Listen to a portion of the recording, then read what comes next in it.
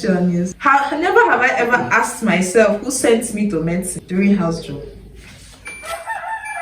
I have.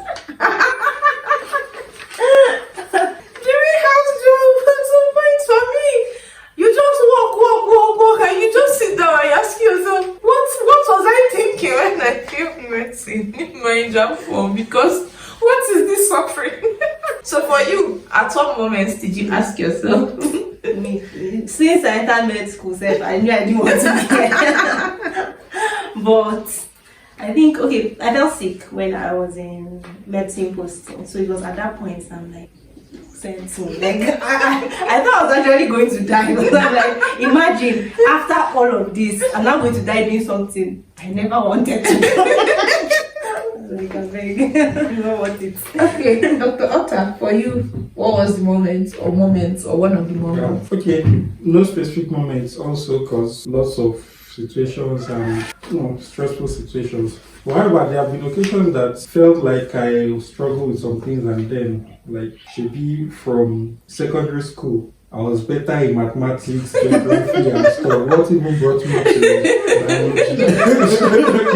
So the next question is, never have I ever lost my temper with a relative or a patient. That's a patient, relative, or a patient. Yeah, I'll do like this. Why? What does it mean? I'll explain. Okay, for you, you didn't raise a new one. I'm not surprised. I'm actually not surprised. That's what I expected from him. So for me, why I raised the two of them is that I've lost my temper a lot of times, but I don't manifest it. I just carry myself and leave the situation so that I don't start screaming at people. One of the ones that happened was there was a man when I was in CTU posting. There was a man that had what was it that he had? Fistula, a navy fistula. So his artery was connected to his vein on the thigh. So we're supposed to go in and separate it. Everything was ready. He now said that his problem was blood. So I told him, okay, Oga, I will donate 1 unit for you. And then you will now get someone to donate another one. We agreed though. And I went and donated blood for this man. Then we now entered theater. And the consultant asked, how many units of blood do we have? I went to the blood bank to buy. And it was just the one I donated that was there. We packaged him and took him back to the ward. Oh God, what happened? Long story. As now I was so mad. So my blood just need to waste like that. No, easy for another patient. I said, I've done my best for you. Like, what else do you want me to do? I literally bled for you. So what else do you want me to do? My consultant was very angry. He was not shouting in the theater. It was my registrar. I didn't want the consultant to know. It was my registrar. And I said, that even the 1 unit of blood he has was the house officer that gave it. My consultant thought, for what? Why will you be donating blood for the patient relative? So any patient that doesn't have blood, you donate how many units of blood are you going to donate? I said, so it's not like that though. That I just wanted him to be. He has been in this hospital for so long. Let's just do this thing and get it over with. Not ready. I was not ready. Long story.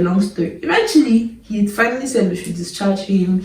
He doesn't have money. He doesn't have this. I see someone that has already reached theater. We just brought him out like that because it's a highly vascular surgery. We're going to be touching blood vessels. So you have to have blood ready. So that if something happens, we will not be running up and down. So I was really mad. That's one of the times in house job. But I just told him, excuse me, sir. And I went away because I didn't know how I was going to manifest. And typically for me, when I'm angry, I cry. So you can imagine seeing the doctor in the ward shouting and crying. I think it's just going to be. So typically when I'm really angry with the patient, I excuse myself from the situation and just go and calm down before I come back. So what about you? I was correcting hyperglycemia. So usually when we're correcting hyperglycemia, the patient is not supposed to eat anything because anything they eat would make it go up again. I've been correcting it for like the previous day during my call. I was not even in endo. I was preparing to package the patient and hand her over. Every morning I call back, I'll see the sugar 28. I said, oh, let me start again. That day I finished ward rounds, I think around maybe 11. Okay. But the woman's glucose was what was keeping me in the hospital. So I stayed. The next one I was supposed, the next dose of insulin, and in fact that morning, but the previous day the woman didn't have a line. IV line. So my SR came and set it, and she was really fat, so it was difficult to see her veins. He came and set the line. So when I came in the morning, that she said she went to pee and the line came out. I said, how does that happen? But I managed. I tried. We struggled, and I set on her tongue. We were giving insulin. Around 4:30, I came to give the last, because her insulin was like, I think her blood glucose was like maybe 15 the last time. So I'm like, okay, this is This the next last one, yeah. I just gave myself a cup of pap near her mouth. I said, madam, drop it there. Are you okay? I said, I will package you and send you home. What do you mean? After I've been struggling since morning, like the people around started calming me down. I said, what does she mean? I've been waiting in this hospital for her glucose to go down and she's drinking pap.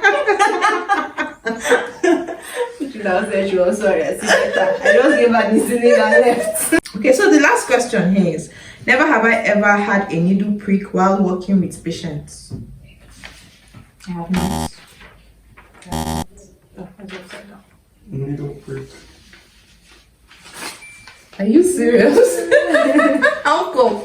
While operating, I've had needle prick. During house job or after house job? Sorry, it's house job. Yeah. Sorry, rewind.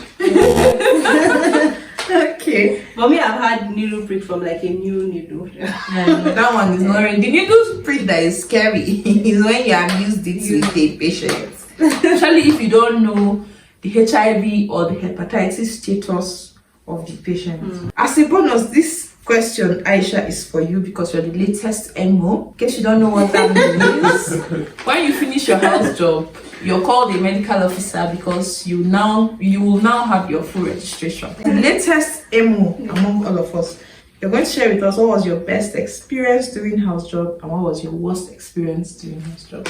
Let me start with my worst experience. Okay. I said earlier that I was ill during my house job. I had Lassa fever. Are you serious? I got it. No, are you actually serious? I was in isolation for 10 days during Christmas. I spent Christmas and not New Year, Christmas in isolation. Hey, Jesus Christ. There was this patient. When you said you were ill, I thought maybe like malaria or something. Lassa. I was even bleeding already. Hey. I thought I was going to die. Okay, that's what you thought you were going to die. Yes. Oh my God. Did you tell your parents? Yes, my mom came and stayed with me. But at first, everybody was thinking it was a joke. I attended to one woman that she had bizarre symptoms. So the diagnosis that the registrar made, he didn't think it was Lassa at all. So I just went to, he said I should pass NG tube, collect blood samples. As we passed the NG tube, we saw blood coming out of the NG tube. That's when I say, maybe it's actually hemorrhagic fever this woman has. But I didn't double glove, but I wore a face mask and I wore gloves. And then the NG tube insertion was kind of difficult. So I'm sure maybe I touched some of her body fluid. So I took her sample to the lab with her husband. As we were going, he was telling me about her symptoms, how everything started, and that he felt like maybe she wasn't as bad as that until she started Googling her symptoms. So he was like, that's what made her feel this bad and everything. Within like 4 hours, the woman died. Okay. And I said I should go and certify her. But my registrar told me that I should not attempt CPR or anything. So I just checked her pills and everything, listened to her heart, wrote death certificate for them. 1 week later, I think 1 week or 2 weeks later, I was having fever. I was like, oh, maybe it's malaria and everything. And I had been exposed to Lassa fever before when I was in pediatrics. So I had taken, but I wasn't ill that time. I was having some symptoms, but I don't think it was the Lassa. So we took prophylaxis and it was the tablets. So I still had some. So that very day I said, let me just start taking this thing. Maybe it's Lassa. After I took the first dose, I was like, I don't think it's Lassa. I said, my body's shaking. So I stopped. Jesus Christ. The next day, fever, and then my temperature was like so high. I think the highest was like 39.2, but it never dropped below 38. So, and then I started taking email. They are giving me on the third day, I was still fever. I said, okay, let them set IV line for me and give me artesunate. They attempted. no veins were visible. So they said I should take quinine. I took 1 dose of quinine. I could not hear again. I said, Tom, I now had to text my SR because I could not speak, obviously, on the phone. The next time they told me to come to clinic. I went, then they said, and I line for me and started giving me a test for me. 1 week, symptoms had not reduced. I was still febrile. So my mom wasn't in Jos at the time, but she came. So immediately she came, she was like, let's just go to the hospital on Saturday. And I'd already started bleeding, But like, I was scared of telling her. I was trying to find an alternative. You shall. I think doctors are the worst patients. It's the truth when people say doctors are the. Are you serious? You were bleeding and you were not. I was trying to find an alternative explanation. So I was like, I think it's because you knew the implications of it being Lassa fever. So you just didn't want it to be Lassa fever. But that's oh my god, just continue. So we went to one review medical. Oh, you didn't even want to? I didn't want to come back to Jude. I said that before they would do all those panel of investigation for me that I'm talking to. It's not me. So when we went, that was the time I now said, okay, I've started bleeding, Like, and your infectious diseases, this is Lassa period. They now referred me to the Jude. And they kept me in isolation. Started giving me rebarbarian shoes. And it was so terrible because like the side effects of at first, but when they started giving me rebarbarian, I was getting better, my temperature was going down. But midway, I started getting worse again. I didn't know whether it was the Lassa or the drug. Because that drug too is very terrible. When you're talking about those HIV drugs, I'm like, even this one, because I had tremors even after I finished it. It took a while for all of the drugs to just be like excreted from my body. I couldn't walk. I reverted to like a primitive state. Now I realize that my primitive state is a baby. I was just to the extent that when I'm talking to my siblings, they were thinking that I was my nephew because my voice sounded how bad it was. It was really terrible. Anyway, so as in, I don't even know what to say because Lassa is serious. Like I've lost 2 classmates to Lassa fever because Lassa is not a joke. At all. We've lost colleagues over and over again to Lassa. So I'm really grateful to the Lord for your life because hey, like, are you serious? Anyway. And the funny thing is that when they tested me, although it was the RDT kit they used, it was negative. No, but you know it's the PCR that is a confirmation. Yeah. So the PCR was now positive. Hey! Jesus. So to balance that, what was your best experience? I don't know. I can't really say that there's actually a moment when like that was like my best experience, but I think I actually enjoyed like meeting different people during the house. The whole experience was really nice, apart from the downsides and all that. Yeah.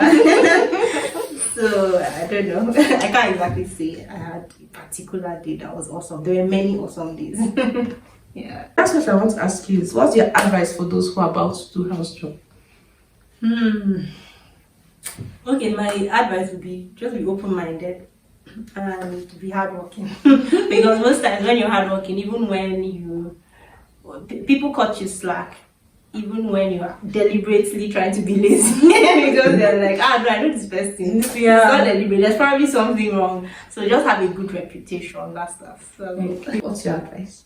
Advice, just go with the flow. My husband likes work, so don't worry. I'm sure he does not have advice for you. Are you sure? You like work? Well, I wouldn't say that. In fact, Mama and Dr. Aisha like Dr. Aisha is one of the hard-working, very hard. He's worked. No, and everybody. And when you left medicine, I think that was when I was resuming from maternity. Yeah. So we were like, oh, they miss Aisha. I say, who is Aisha? They say, Dr. Madakina. Oh, she was so hardworking. And when you're with her, you can't sleep well. I'm like, who is she? They not say, it's this guy. I say, okay, this is the girl. I say, yes, it's the girl. That's how good it is. So I think her advice is very, very bad. Just have a good reputation. Alright guys, thank you so much for watching this. I hope you enjoyed it. We had so much fun, as you can see, making this video. And I will see you in the next one. Bye.